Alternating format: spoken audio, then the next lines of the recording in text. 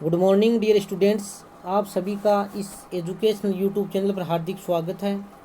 प्रिय विद्यार्थियों, पिछले वीडियो में हमने प्रथम आंग्ल मराठा युद्ध के संबंध में अध्ययन किया था और आज इस वीडियो में हम द्वितीय आंग्ल मराठा युद्ध तथा तृतीय आंग्ल मराठा युद्ध का अध्ययन करेंगे। अब द्वितीय आंग्ल मराठा युद्ध है वो 1803 ईस्वी से 1806 ईस्वी तक हुआ था। इसके कई कारण थे।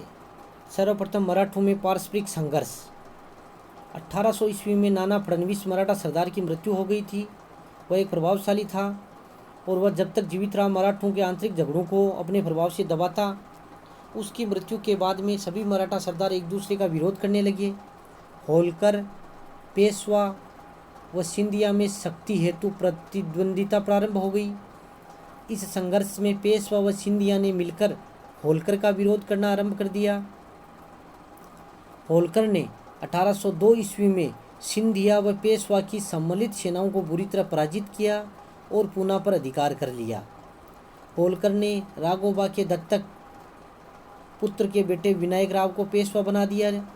पेशवा भागकर अंग्रेजों की शरण में पहुंच गया। लॉर्ड वेलेजली ने इस समय ब्रिटिश गवर्नर लॉर्ड वेलेजली था। उसने उपयुक्त अवसर देखकर पेशवा को सहायता देना स्वीकार किया और 1802 ईस्वी में पेशवा व अंग्रेजों के मध्य बसीन की संधि हुई। यानी बाजीराव द्वितीय ने अपने पिता राघोबा की भांति भागकर बसीन में अंग्रेजों के यहाँ शरण ले ली और 1802 ईस्वी में बसीन की संधि कर ली थी अंग्रेजों से। तो इम्पोर्टेंट है, बसीन की संधि कब हुई थी? 31 दिसंबर 1802 ईस्वी में। किन के मध्य हुई थी? बाजीराव द्वितीय और अंग्रेजों के मध्य। तो इसकी क्या शर्तें थी? यानी वेलेजली ने पेशवा को सहायता देने का आश्वासन देकर उसे सहायक संधि मानने को मजबूर कर दिया।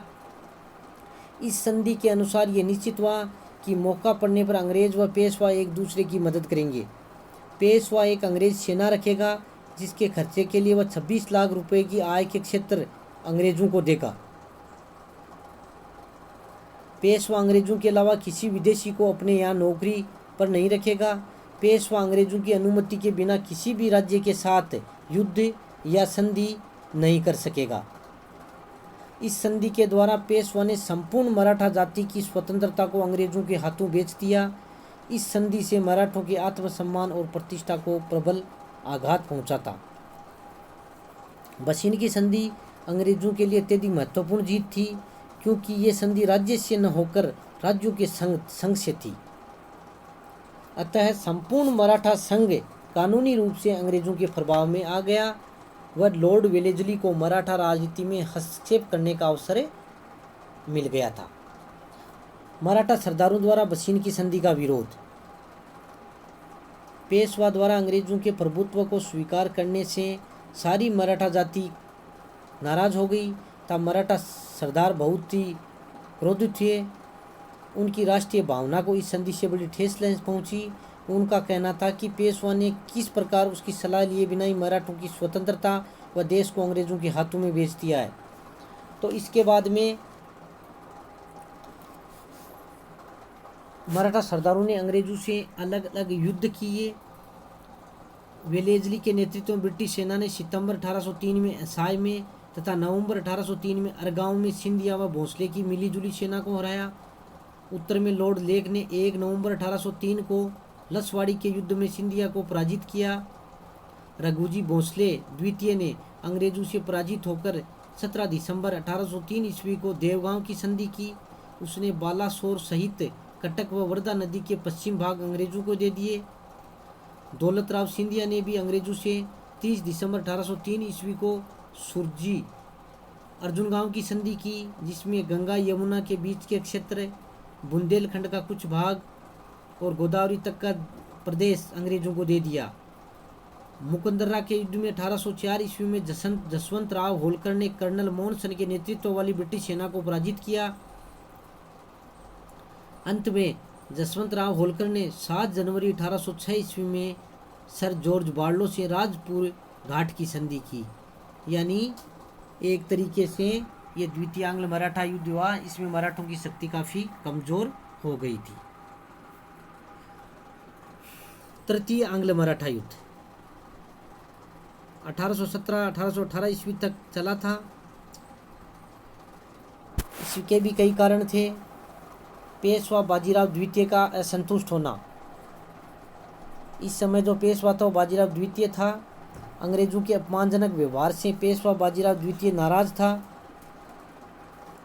अतः उसने सिंधिया, भोंसले और होलकर के पास अपने राजदूत भेजे और उनसे गुप्त संधियां करने का प्रयास किया।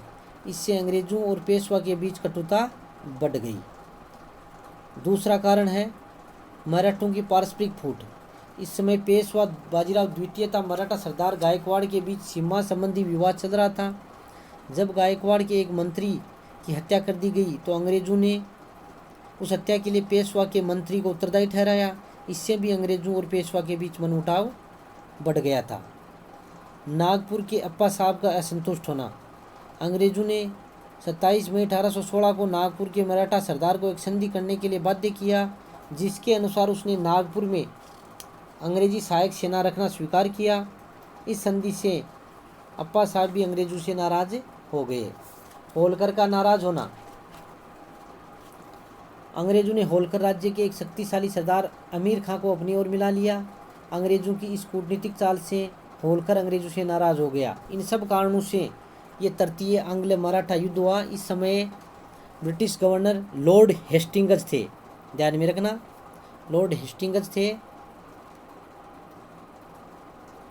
हेस्टिंग्स ने सुव्यवस्थित योजना के तहत नागपुर के राजा से नागपुर की संधि, पेशवा से 30 जून 1817 को पूना की संधि और सिंधिया से 5 नवंबर को ग्वालियर की संधि की थी। सिंधिया ने बिना युद्ध के ग्वालियर की संधि द्वारा अंग्रेजों की दीनता स्वीकार कर ली थी। इस प्रकार सबसे अंत में होलकर ने 6 जनवरी 1818 को मंदसौर की संधि द्वारा सहायक संधि स्वीकार कर ली। इसके तहत राजपूत राज्यों पर से होलकर ने दावा छोड़ दिया था। इस प्रकार ये तृतीय आंग्ल मराठा युद्ध के क्या परिणाम हुए, इम्पोर्टेंट है। तृतीय आंग्ल मराठा युद्ध के बाद पेशवा का पद समाप्त कर दिया गया। बाजीराव द्वितीय को पेंशन देकर बिठूर भेज दिया गया तथा शिवाजी के वंशज प्रताप सिंह को सतारा का राज्य दिया गया। यानी इस प्रकार अंग्रेजों ने सारे मराठा राज्य को छिन्न भिन्न कर दिया तथा मराठों की शक्ति को पूर्ण रूप से कुचल दिया। यह अंतिम युद्ध था। इसके पश्चात मराठे इतने शक्तिहीन हो गए कि कभी भी अंग्रेजों का विरोध नहीं कर सके। मराठों के अधिकांश प्रदेशों पर अंग्रेजों का अधिकार हो गया। भारत में कोई भी शक्ति अंग्रेजों को चुनौती देने के लिए नहीं रही थी और वो भारत की सर्वोच्च शक्ति बन गई थी। तो इस प्रकार ये जो द्वितीय आंग्ल मराठा युद्ध और तृतीय आंग्ल मराठा युद्ध